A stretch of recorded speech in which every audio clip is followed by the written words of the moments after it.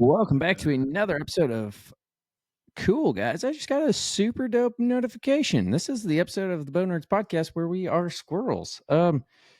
We are now officially connected to sell mod archery products on our Shopify store. Let's go. So, guys, head over to hacksandhunt.com and you can buy the mod saw. I will show you, well, if I don't screw up my cord connection here because my mic is being glitchy. Super lightweight, compact arrow saw. It's really quiet. It's pretty sick. Brax is going to grab it and show you guys. Super quiet and very little. Very sleek design. So if you're watching the video and stuff, I'm showing the mod saw. I mean, it is as simple as it gets. It's really nice because there's a built-in arrow square. So this has your sandpaper on it with ball bearings that you can just roll it, square it off. Perfect little cut wheel. I mean, very, very simple design. You have all of your measurements here on the main body of it. Again, mod saw. And you can go, well, here after I record the podcast, I will go update the website and have the mod saw available on hacksandhunt.com.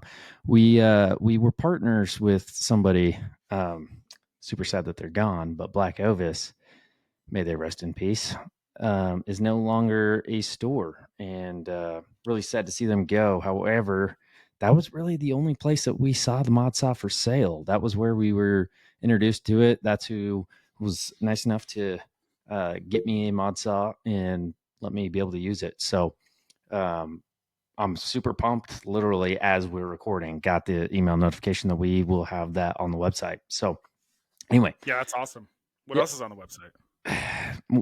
Other things on the website, actually super dope. Right here, Jared's got a thing here on the video. It is the Boutique Arrow Wraps Peaked Out Adventure Edition. These are a limited edition Fox edition, and we'll kind of tell the story, maybe a little story of the fox, why a fox, and why Jared picked that.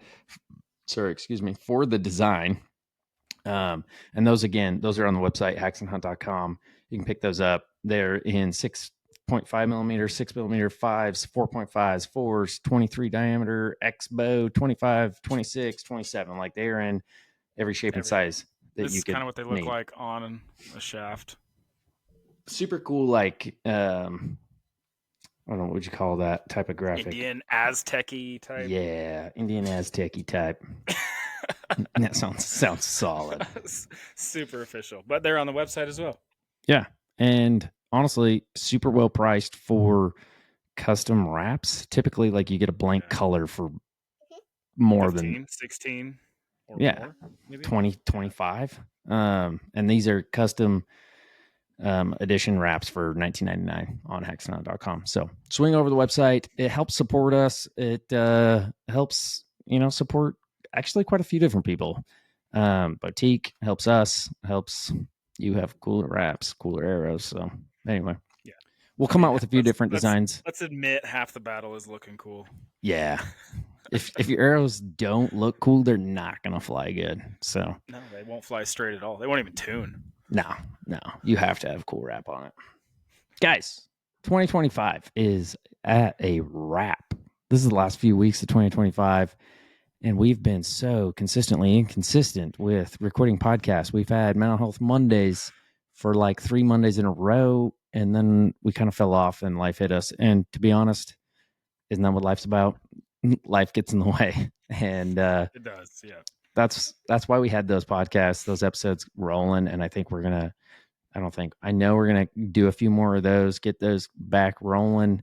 Just because we had such good feedback with people like relating to those stories and stuff. We do have a special guest. If you can't see, if you're listening, pretending to hear us. Well, he can't hear a word. He's nodding his head. Yeah, Jared's little dude with him. Little mini me. Dude never leaves Jared's side. Yeah. Isn't that right, mister? Yep. He's just nodding his head. Nod and wave. What is that? Just smile and wave. Smile and wave, boys. Yeah. 2025 is coming to wrap. Jared has had a heck of a year. He's filled every tag. I don't think I filled a single tag so far, but I've got a goal to shoot like 8 deer by the end of the year. So I got a couple weeks to shoot 8 deer. Um, gun season just opened up, and I'm just gonna go slaughter some does. So should be fairly easy. Um, and I got a new farm that I got access to that I'm excited. We've got a few good bucks on cam, probably like 130s whitetail, which is pretty solid for the area. Um, one of them had a really narrow frame, which I'm pretty stoked to see if I can even put a bullet or an arrow in him. But Yeah, that'd be sick. Jared's year start you off January. I know we've talked about a little bit on the podcast already, but January and then hit August, you turn it over. Yeah, dude. So like Brack said, we started January, Arizona. Filled my Coos deer tag. Pretty much first day we hunted, right? Sunday Literally the first afternoon. day we hunted. Yeah. Yeah, yeah. So I think, right? Or was it the second day? no, it was the second day. It was the second day. That's right. Yep. First day we were kind of like figuring out what we wanted, whether it was a mule deer or a coos, and figure out what side of Then whatever we wanted to be. And yeah, then we walked up on that Coos at the water hole and kind of changed our mindset towards Coos deer because they're pretty awesome. yeah, we got a little coos crazy. Chase will appreciate that. Oh yeah. Yeah, Coos crazy. Yeah, and then the draws came out, and I had a few points in Oregon for antelope, and I hunted antelope in Utah a handful of years ago.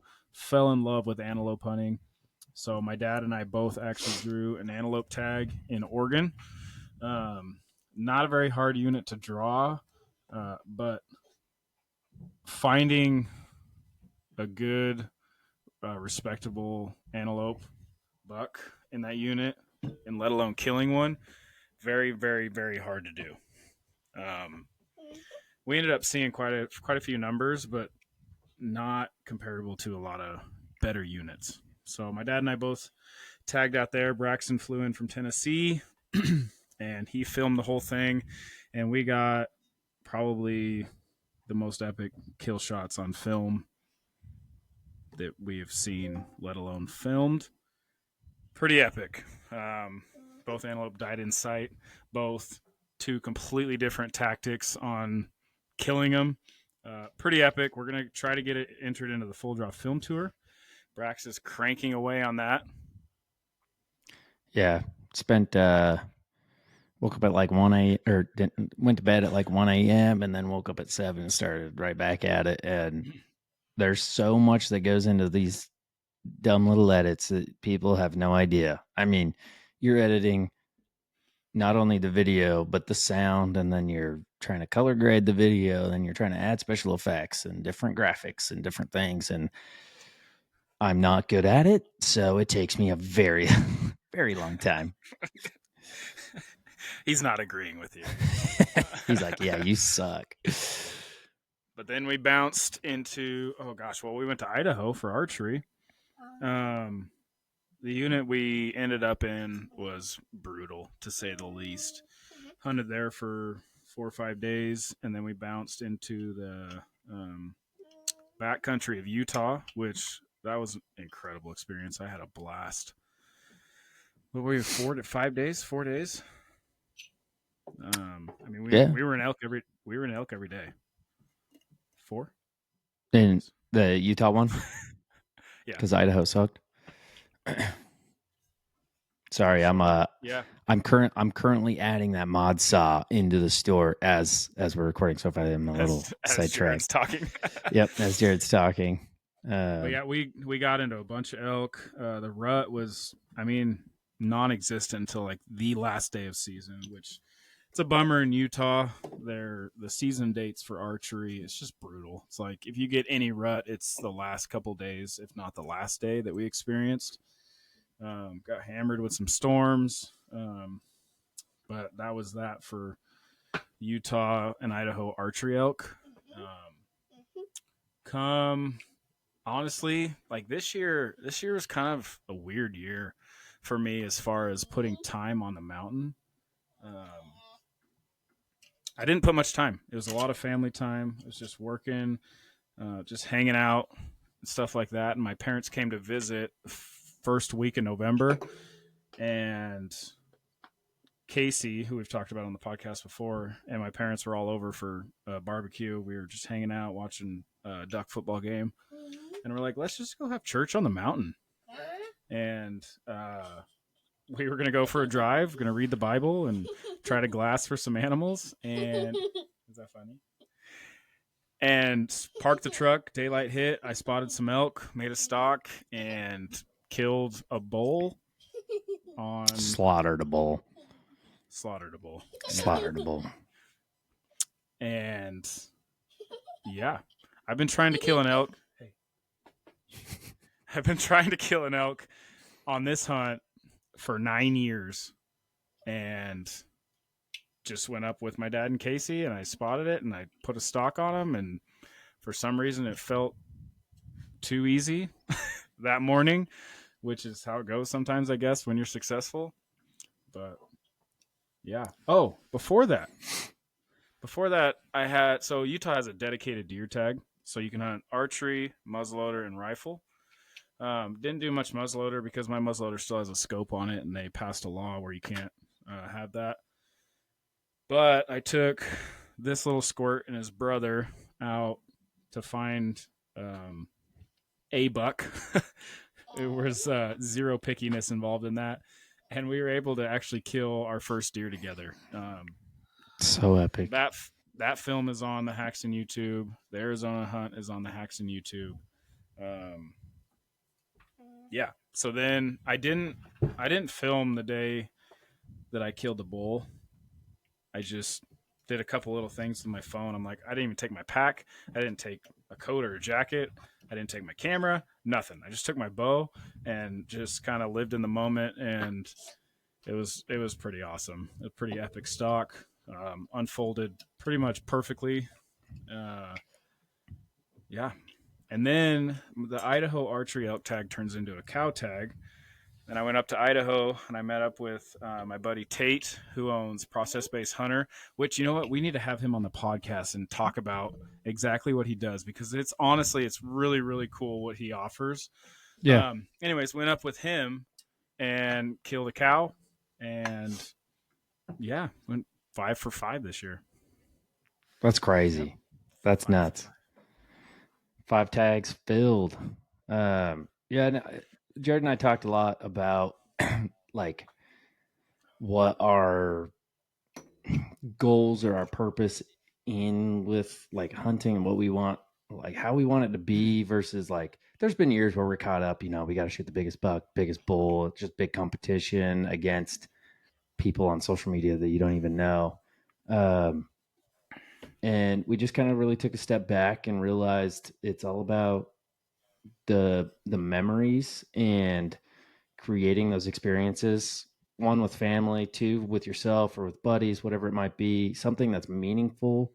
And so like the buck Jared shot, smallest buck he's ever shot and probably honestly will ever shoot in his life. I mean, tiny little spike, but having his twin boys there with him, he FaceTimed me before he pulled the trigger, and he's like, "Hey, should I?"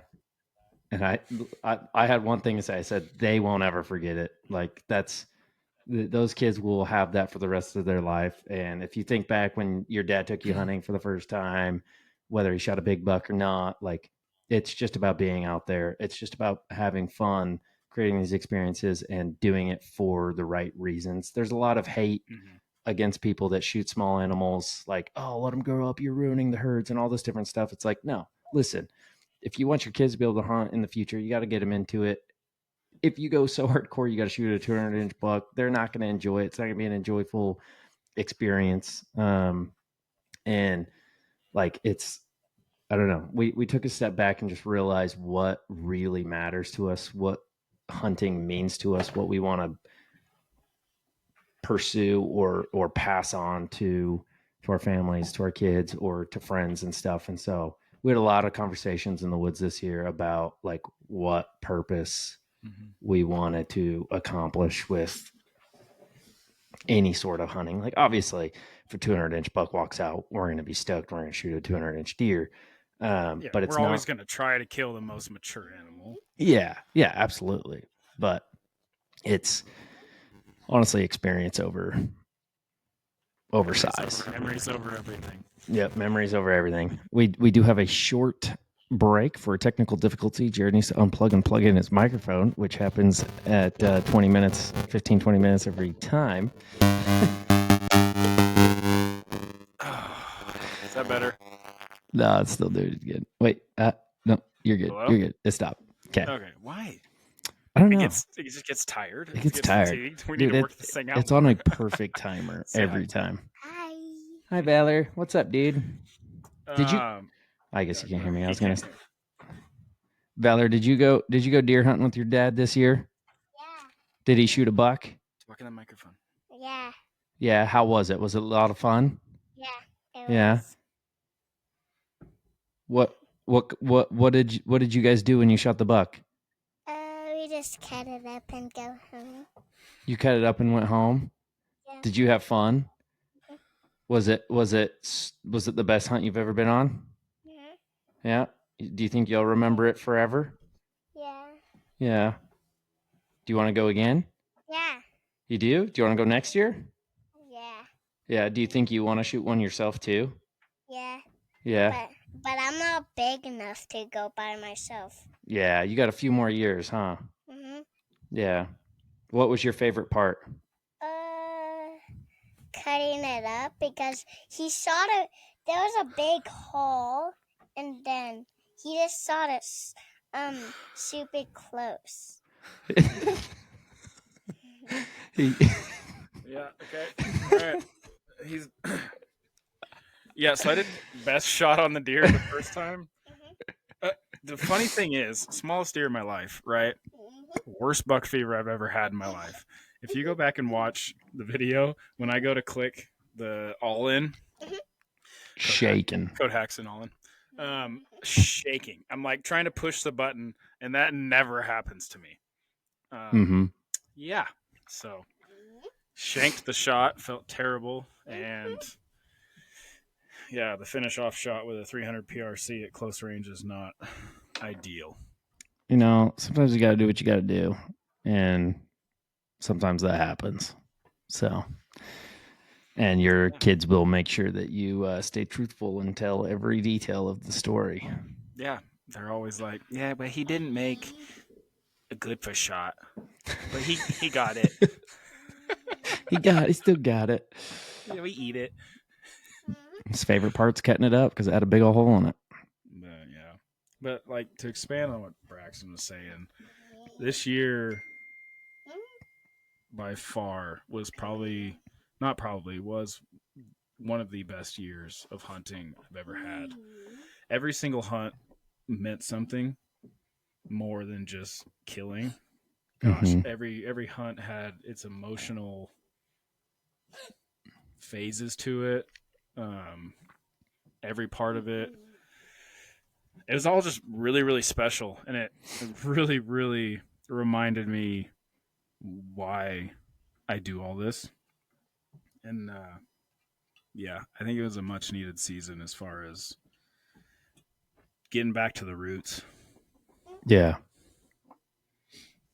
totally. And yeah, it's just a good reminder on why we do what we do. And I mean, God gave us the opportunity to hunt and provide meat for a reason, and man has turned it into a silent competition. Yeah, I think with social media. And unfortunately, I feel like it's mostly a Utah thing. You know, you talk to out of state guys and Yeah. stuff like that. It's definitely mostly a Utah thing, and it's really sad. Yeah. No, it is true. There's a mega competition on the Wasatch Front in Utah. Being away from it for the last couple of years, I miss aspects of it for sure, because it's fun to be out there and you got 30 dudes that you know that you had no plans on being hunting next to or whatever, but you see him, you glass him, you're like, oh, hey, there's Preston. Let's call Preston, see if we can get him in on the oak that's down below him. Like that aspect is a lot of fun. It's fun when everybody's in it for everybody. It's not fun when it's one man for himself and people try to screw up a hunt for everybody else. And we've had that happen 100 million times. And so we just honestly just need to get back to the roots and help each other do. I know we've talked about this probably 100 times on the podcast. Yeah. And it's just, I don't know, until it goes away, we'll probably continue to talk about it. But yeah, I mean, we'll go back to the year recap. It's been a killer freaking year for you. And we're excited to hit 2026 back on the OTC down south. And, we'll see what we can get filled. We're gonna have a new guest, and then we're gonna be meeting up with old Chasey boy. Yeah, excited to see him. He's been getting in the reps. He actually, it starts in 5 days for him. Yeah, and I'm pretty sure he's got a few on the list, a few on the hit list to get. Chase is a straight up killer when it comes to big coos, and it's fun. Chase is such a good dude.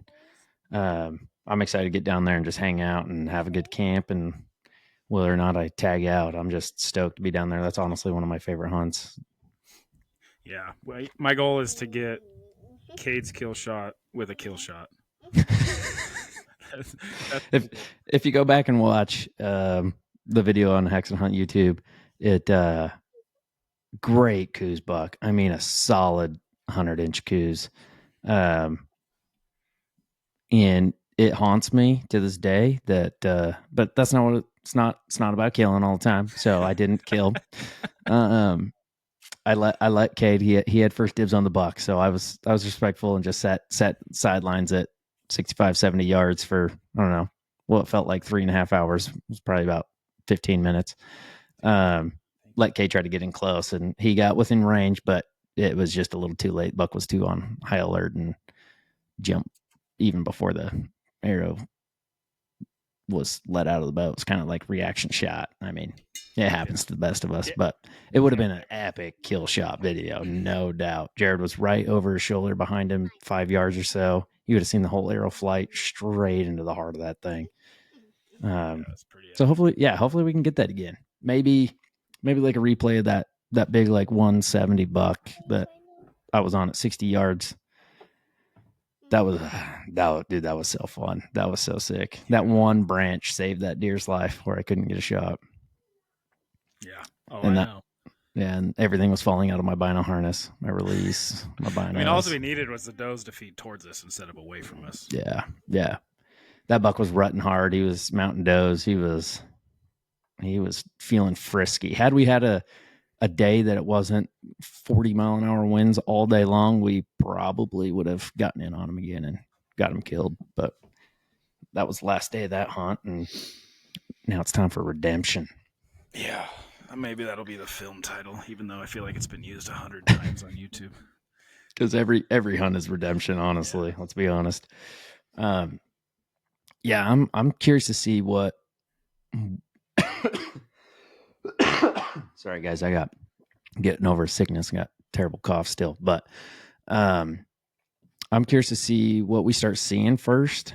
I want a coos just because I still have that coos craze, but like big muley walks out, I'm not going to turn it down. I know. I'm almost wondering if we start where we ended last year, but I don't know. Well, Chase sent that area up on that hill that he wanted to start.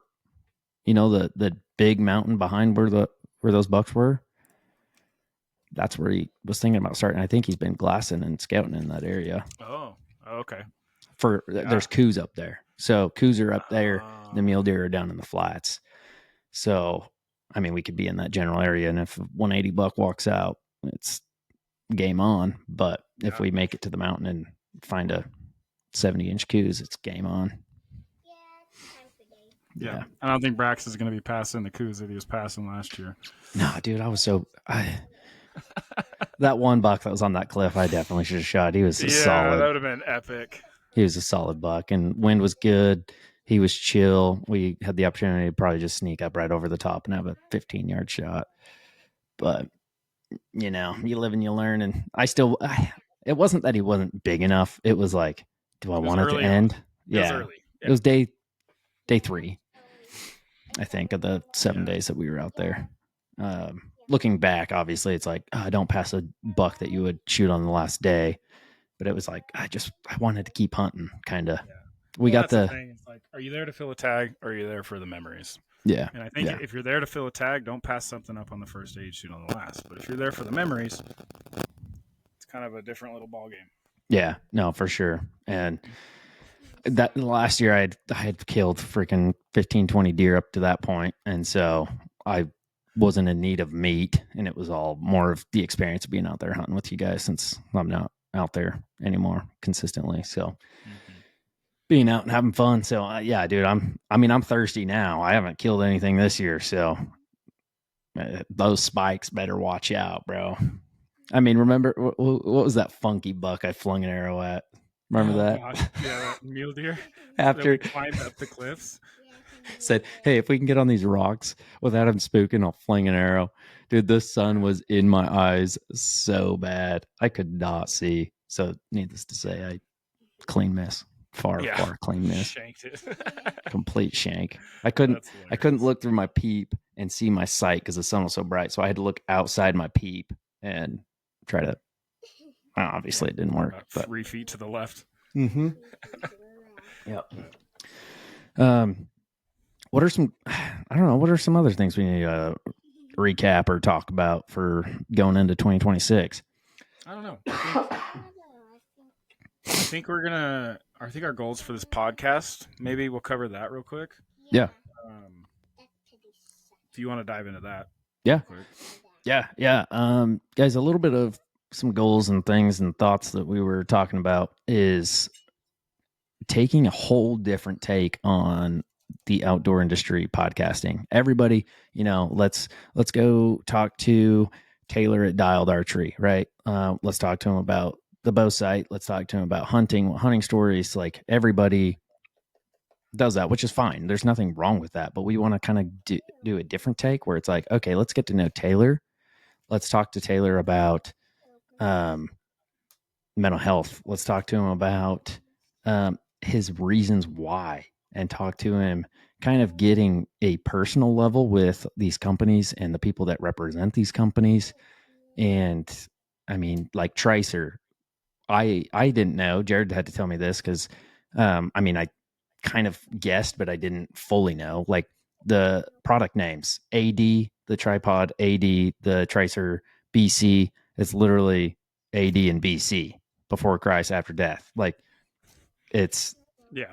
meant And for that. backcountry, but yeah, Yeah, it does yeah, both. Yeah, it does both. But these guys have a reason for why they're doing things, and we want to get the reason out there, and we want to talk to them about day-to-day life, about mental health, because we know 99% of dudes actually do struggle with it. And it's we have these jobs in life to take care of our families, to take care of people around us. And dudes are hard and tough, and you got to be strong and whatever. And so we're going to get into the mushy stuff. We're going to get into the soft stuff that nobody really technically talks about, especially in the outdoor industry. So that's kind of the goal. We want to lift the curtain a little bit on real life, if that makes sense. and it's not going to be all depressing, sappy No, stuff. no, You no. know, I mean, there'll be a lot of. I'm hoping there'll be a lot of people we talk to that have different viewpoints on how they handle keeping their mental strength up and stuff like that. Yeah, So yeah, it's not going to be like a depressing, mushy thing. I mean, yeah. obviously That's there's a going good to be point. some real conversations. There's going to be some hard stuff that we talk about. But in the end, it's going to be a reminder that we're all human and we all have our reasons why, and we just want to dig that out. And I want, like, we've said it a million times, but if we can inspire or help or whatever, just one person, it's worth it. Yeah, So if somebody has a similar situation or story as somebody that we have on this podcast, or similar to me or Brax, like, and if us talking about it helps you in any way at all, 1,000% worth it. Yeah. And we said that the first time that we did a Mental Health Monday podcast, and the amount of messages that we got was so rewarding. It was like one of them that really stuck out, which I'm pretty sure I shared on a couple different episodes, but it was just like, oh, I thought you guys had a perfect life. I thought you guys lived this fantasy in this life that I've always dreamed of, which I can see why, because we share the best of the best on socials, and yeah, we get to go out and hunt, and we work with some great companies and all this stuff, but in the end, yes, we're still human. Yes, we still have our struggles. Yes, we live a normal life. Yes, we have families, we have kids, we have wives, we have things to take care of, and we have responsibilities that create the stress and um, move across the country out of the blue for there was a reason, but um, um, like these big changes that no one has the answer to until not even until you do it, but you don't realize that's going to be a problem until you do it. And that, for me, moving from Utah to Tennessee, I had no idea what to expect. I just fully dedicated the chance to let my wife live near her family, and we did it. And I didn't realize that I would have, what do you call it? Temporal depression or something like that. Situational depression, where your situation changes in a way that you don't know how to react to. And all of a sudden, I'm not my normal self. I'm not happy. I don't enjoy shooting my bow. I don't enjoy hunting like I used to. Different things like that, to where, sorry, I got another email. To where it got to the point where I seeked out some help, talked to some people, got on some temporary medications to help, and got me out of that funk. And it's been, I don't know, probably a year since, or no, because it hasn't been a year. No, it's been like 6 months. It's almost a year, because I feel like the last time you took it was in Arizona. Yeah, probably right after. Which, thinking back, so in Arizona, it was like, dude, I was at like the lowest of lows. And like when I came out there, I'm sure you noticed a difference in my demeanor and stuff. And like it wasn't, I wasn't really myself, even though I was on a little bit of medication to try to help. I still was trying to figure out who I was, where I was, what I was doing, and didn't really have the answers and stuff. And like, I'm in a better headspace right now. And so looking back, it was like, dude, I was in a bad place. Like, dark place. yeah, just I couldn't get happy. And like, it wasn't like dark to the point where I wanted self-harm or fully in this deep dark cave. I just felt empty, I guess, no purpose, if that makes sense. And I look back on like footage or photos or whatever, and I like don't recognize myself. I'm like, that's not even me. Like, what happened? And I mean, thinking back of everything that caused that to happen, I was like, okay, yeah, that makes sense. Like, anybody would really have that outcome if they had that situation happen to them. And a lot of it was the workplace I was in, people I was around. It just was not healthy whatsoever. And so, being with better people right now, being around better people, better friends, and actually, since the last podcast, we moved. We moved towns in Tennessee. I live in Cookeville now. Been doing a lot of different things. We built Rich Froning swimming pool, so a lot of people on the podcast will know that, or know who he is, obviously. And just I got to know better people and surround myself with better people, and that's honestly been probably the biggest help since moving. But yeah, that's awesome. Yeah, I'm glad you're feeling better. You can tell. I mean, I sound like crap from this cold, but I feel better. I still wish you were here in Utah, but I'm glad you're happy same there. Yeah, same. One day we'll be back. We'll survive. I mean, I try to fly out as much as I can. Yeah. I mean, we spent Arizona a week. Oregon was like 2 weeks almost. A week. You can't give. Does it do that all the time? I don't know. I just gave a thumbs up to it. Oregon another week.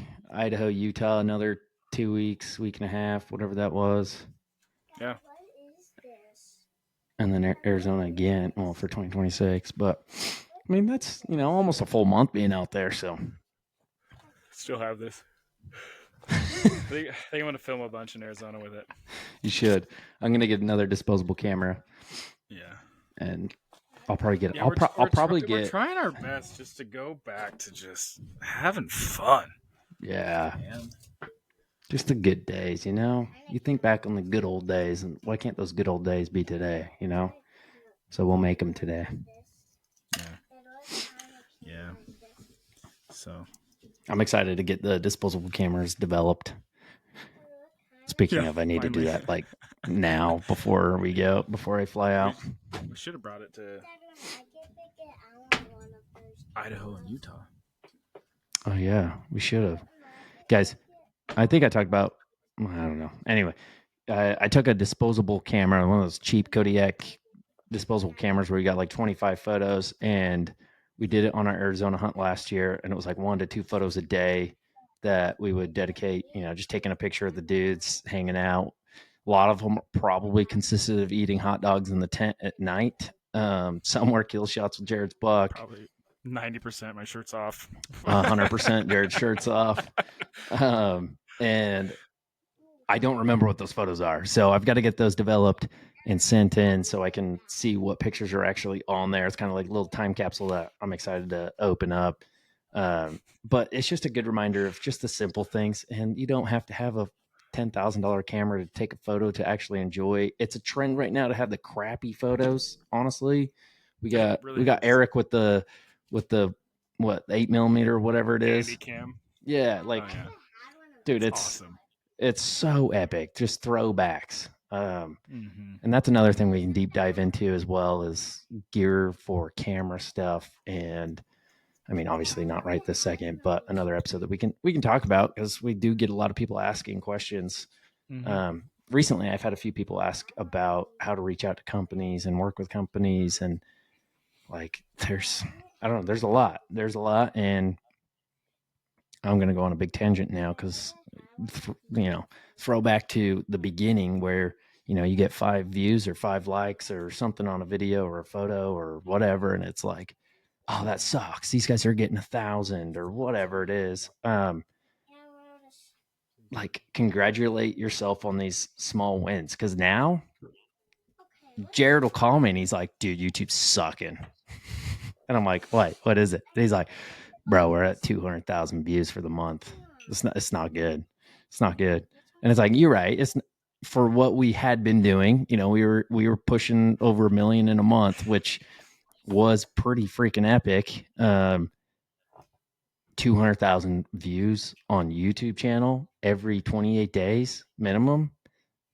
You got to remember, Still pretty good. Still pretty freaking good. You think of 200,000 people, that's 2 giant football stadiums, the whatever Michigan football stadium, I think that's the biggest one or something, I don't know, full of people watching your show that month. Yeah.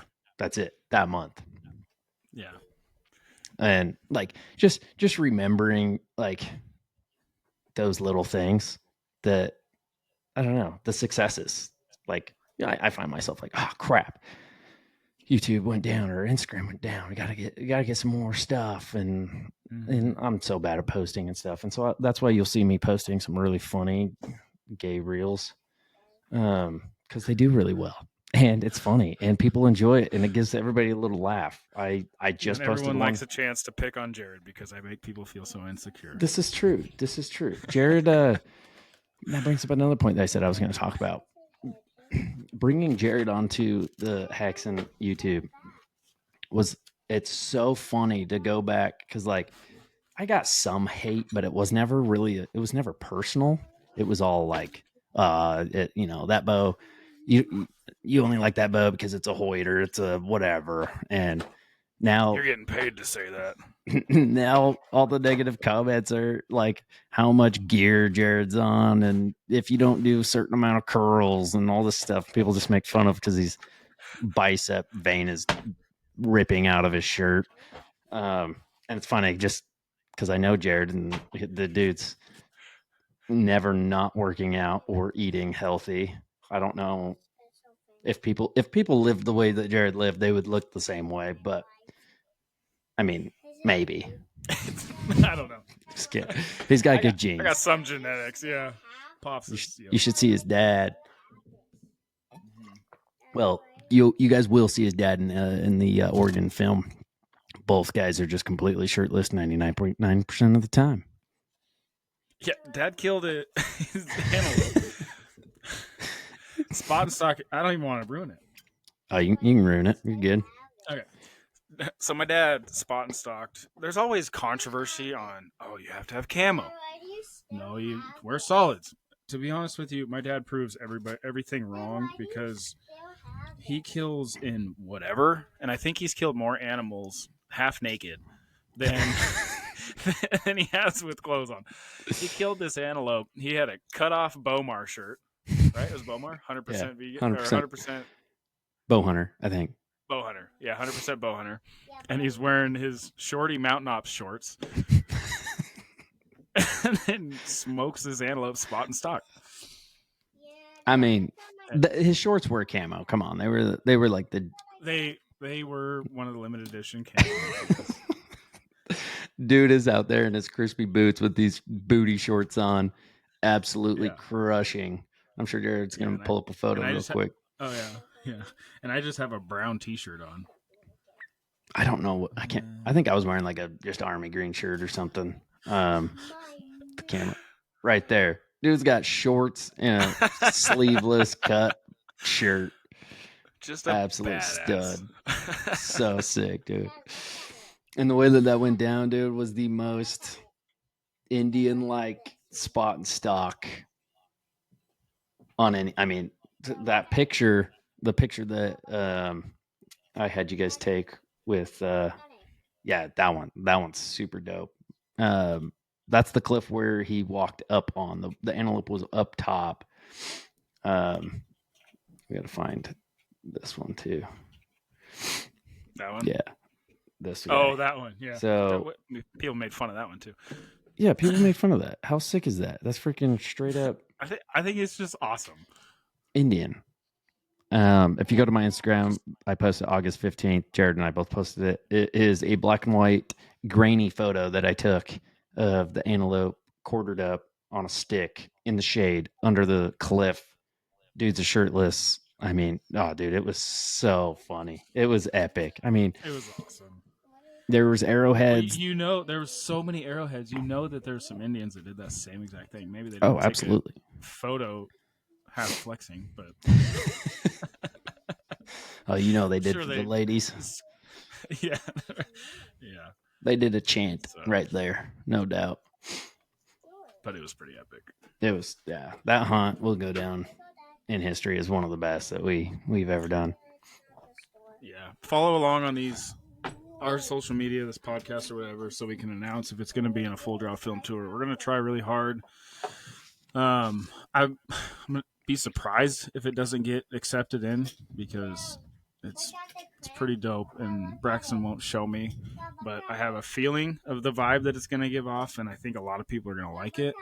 Oh, that's awesome. Yeah, thank you for doing that. But if there's going to be a full draw film tour around you, you should go.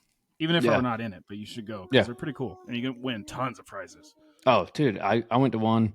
I walked away with a couple prizes. I think I won like some Leupold HDX Pros or something, binos. Like one of my buddies took home a bow. One of my buddies took home a whole gift package, and yeah, like they're way fun to go to. Cool films that you don't see on YouTube for that year until full draws finished. So it's really fun to just be a part. Really fun people, great community, and just cool atmosphere. But hopefully, fingers crossed that we get accepted. We're able to submit that and have that. You're gonna want to see these kill shots. They're pretty dope. I mean, in slow motion, just filmed 120 frames per second with our 2 to 600 lens. One was at 27 yards, if that, and then the other one was 40, 45. I was watching. While I was editing today, I was watching the footage of the GoPro in the blind of when you shot. The chaos, dude, was so funny. And I'm trying to celebrate, and Braxton is doing like he's doing what he needs to do, right? He's It's so staying on bad. the antelope the whole entire time he's filming this antelope until it falls over, and I'm sitting there and I'm just like waiting for him to turn around so I can hug him. Dude, it's so funny. Like watching it, I'm like, I'm a jerk. I'm not celebrating. I'm not, but like I know I It's have worth it. one take. There's one chance. I have to get this. I have to get this on film. And like my goal is from shot to drop. Like keep on the animal the whole time. And I'm like, as it happened, like I've got my camera set up on this tripod, filming out the window where this buck is supposed to walk out. Jared's to my left, and Jared's like, "Are you on him?" I'm like, "Dude, I can't even see him. Like, he's got to walk 5 more steps before I can even see him." And the buck, figures out something's wrong. And so Jared's like, get on. And I'm like, just shoot. So I like pick up the camera with the tripod, go to the other window, start filming. I'm like, I'm on him. And then Jared just shoots. And then I'm trying to like jump out of the window as I'm filming, trying to stay on him. In the GoPro footage, you just see my butt just like sticking out the window. And I'm like, I gotta stay on him. And Jared's like, we got him. Just freaking out. And I'm like, I want to celebrate, but I can't. Wait till he goes down. Okay, he's down. Yeah, we had 3 different views of that. Yeah, we did. And yeah, we had another Sony camera front face to Jared. We had GoPro off to the side guiding both of us, and we had the full big lens Pretty fun. on the buck. Dude, that was so fun. Opening day. Yeah, watching the footage today and last night and stuff, just reminiscing. Yeah, it was a good time. What else we got? We got Jared doesn't have it yet, but Prime Demide. Let me grab mine. Hold on. Barely reach right here. I'm still waiting on my dialed sight and some Quattro stabilizers, but we got the Vapor Trail Victor Rest and Vapor Trail Purple strings. This thing, I haven't shot it at distance, obviously, because it's not set up, but needless to say, it's a bit better than the form, which I loved my form. There was a few things that I wish that they changed, which they did change on the Divide. One being the back wall is way more consistent, a lot harder. The bow just balances very, very good. It's stupid light. And this. They came out with this stand. Whoops, these pegs. It's on a pick rail that's like integrated into the riser. So that screws on, and then you can have just those front legs and then rest it on your stabilizer, or you can get this third leg that screws right into the riser, right through the limbs. That's pretty sick. Nothing, cam stays off the ground. Everything. That was one of my, like, Hoyt had one, Matthews had one, and I'm like, come on, Prime, I hate throwing my freaking bow in the dirt. And I always did, no matter what, just because. And I finally bought like a super cheap limb clamp stand thing, which worked, but yeah, it wasn't very good. This is perfect. So yeah, I'm excited to have that out in the woods. I haven't fully tested I it. shot one right-handed up at that's right. Wild Arrow because I'm left-handed and they don't have any lefties. There's a couple lefties rolling out now, and mine should be here soon. But like Brack said, the back wall, I struggled quite a bit this year with some inconsistencies, and I feel like that back wall was the issue, and I feel like they fixed it. Mm-hmm. And then I was telling Braxton, I feel like the draw cycle stacks differently than it did on the form, but in a positive way, to which I really like it. So that was really nice. But not to mention, you can pretty much get any axle to axle you want. Literally. So we both got 33s coming in with a 6-inch brace height, 80 pounds. These things should be ripping. I haven't chronoed mine, but if I had to guess, just with experience of chronoing so many and shooting bows, and just you can kind of just feel it. It's well over 300 right now. With I'm at like 450, 440 grain arrow, and it's got to be it's got to be in the 3 teens. I hate to say if I mean I could be wrong, but it's pushing freaking fast. This bow back here, my Hoyt RX1, that in its prime was shooting. I was shooting like a 420, and I was getting 326 out of it, which was blazing fast. And this prime feels very similar to kind of what that one felt like. It's pretty freaking quick. Yeah, I'm excited for it. It'll be sweet, and then hopefully get all my stuff soon. Yeah. What else we got, dude? We're gonna come out with some new merch. Well, yeah, I think we need merch, to come but out not with merch. Yeah. Remember? I'm not picking up what you're we talked about doing like outdoor bow hunting, but Jesus stuff instead of like Haxon branded stuff. So if that's something that you guys would be interested in, I don't know, DM us or something and just let us know. I mean, Haxon brand's cool and all, but like we want to again make a difference or like have a purpose. Yeah. And we'll make this dope stuff and sell it, and more of getting a message out rather than like, hey, wear my brand because it says Haxon right here on the front. Yeah, get a message out and just, I don't know, stand for something. Yeah. I think there's been a big conversion over the last few months. Yeah, I agree.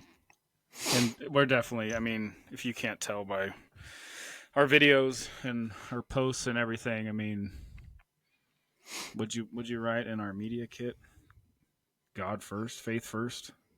Yeah, I did. Let me actually just pull it up because I got it. So we built a media kit to send out to companies that we work with. Just kind of showcasing what our standards are, what we can offer to these companies, what we stand for, and like the statistics and stuff. So yeah, I did God first, family oriented, relatable for the people. So that's one thing that I would say that's going to be our 2026 motto. Again, God first always, and family oriented, meaning involving our families, being maybe at home instead of hunting for our families. We're not single dudes being able to go hunt 24/7 and whatnot. And so we've got to, put our families first before the hunt, and then being relatable to the people, being family guys, being the regular Joe Schmo's got kids and a wife. And we want to showcase what that's really like. Jared recording a podcast right now. He's had his kid on his lap 50% of the time. Dude's probably playing with arrows down below his knees, just hanging out. And like, it's relatable. It's normal. That is everyday life for everybody. 90% of the guys that are listening to this right now. And so those are kind of just the key aspects that we want to kind of showcase or post about and things like that. And then kind of the big title on it was Hunting with a Reason. I know we kind of touched on that a little bit. Like the reason, what is our reason? Our reason is God first, family oriented, and relatable for the people. Some other people have a reason for big bucks, and that does really well for them. And there's nothing wrong with that whatsoever. It's just not our reason. It's not what works for us. When we go to try to kill big bucks, we don't kill big bucks. And that's usually because we don't make it past the okay bucks. Yeah, exactly. What else do we want to touch on? I mean, statistics and stuff that I put on there. I'm proud of it. This is just this is just Haxon accounts. This is not peaked out account. We did really, really good. I did an analytic of the last 90 days. Instagram was like 5.3 million views. YouTube was 1.3 million views, which was, pretty dang solid. We're pushing that. Pretty proud of that. Jared's been a big help on the YouTube. Dude's posted a short every day for the last, I don't know, 6 months nonstop, basically. And he's been holding the fort down with long farms and stuff. So my goal is to get into North Nashville Archery MFJJ shop once a month and do some of old Haxon's reviews that I used to do. Are you pulling up Facebook analytics? Yeah, I'll just screenshot it and send it to you. We're I don't know. I kind of like being transparent, but not like boastful about it. Like we're not making a living doing this by any means. No, not even close. No, but we have fun, and that's what it's about. My insurance guy, or not insurance, my tax guy says that this is still a hobby, which means that I spend much more than I make. Much more. Jared's recap of just his Facebook is 2.8 million views in the last 90 days. I mean, that's, gosh, and with your Instagram attached to that, we're probably right around that 10 million views in the last 90 days. If I'm at 7 million. TikTok 183,000 plus your 2 million. Yeah, we're pushing 10 mil, dude. That's solid. Let's see. Jared sent me another screenshot. Pull this up. Last 90 days, 1 million views on Instagram. So thank you everybody for listening. Like, even if this podcast gets 5 views, 5 listens, whatever it is, you add to that. And yeah, thank you. Like, we appreciate every view, every listen, every engagement, every like, every comment. I love talking back with people on Instagram, messaging back and forth. And like, I'm not always the best at messaging back and forth. So if you've messaged me and I never reply, I'm really sorry. Hit me up again. So this dude's text message notification thing, how it says I have 10 right here, but that's just because my family group text. Should we see what mine's at? I'm sure he has 752. Yep. I was gonna say 700 something. Yeah, it's bad, and I'm sorry if I don't get back to you. It has nothing personal against you. It's, I get a notification and I don't notice it. So yeah, I found a message on Instagram from 2017 about a guy that messaged me about my axis deer I killed in Maui. So nice. I wrote him back the other day. Said, that's nice. I'm sorry that it has been 8 years. I should make that a goal. I'll just reply to all old messages. Be like 10 years ago. Oh, there's Mr. Royal. See, guys, relatable. We got kids. And mine, fortunately, is just napping. So she is. Yeah, which speaking it looks like. I'm probably going to have to jet soon because Mama went to go get Lakeland from school. Oh, nice. Did you wake up from a nap, Royal? No. It looks like dude was sleeping. You been sleeping?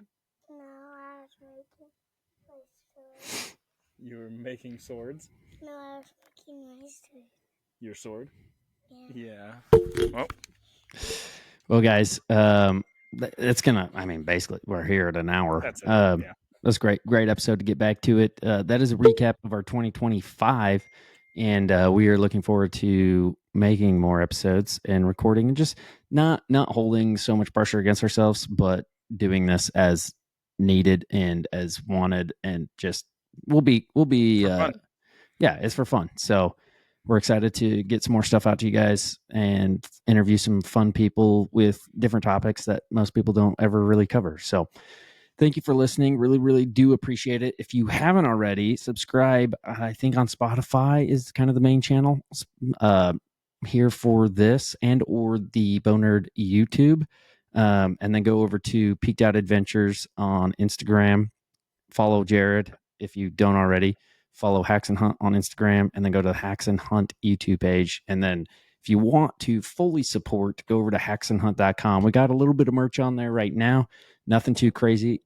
Things that are probably going to go out of stock, and some new stuff going to be coming in. But we'll have some new products on there, teamed up with some other companies. We got those arrow wraps. We got the mod saw, a couple. Probably about 6 or 7 other ones. Yeah. Trying to get some more people on there, and we'll have some more arrow wraps coming, different, fun designs and stuff. So If you want to help continue to support, so then we can just like quit our jobs and do this full time. Maybe you could do that. No, we'll see.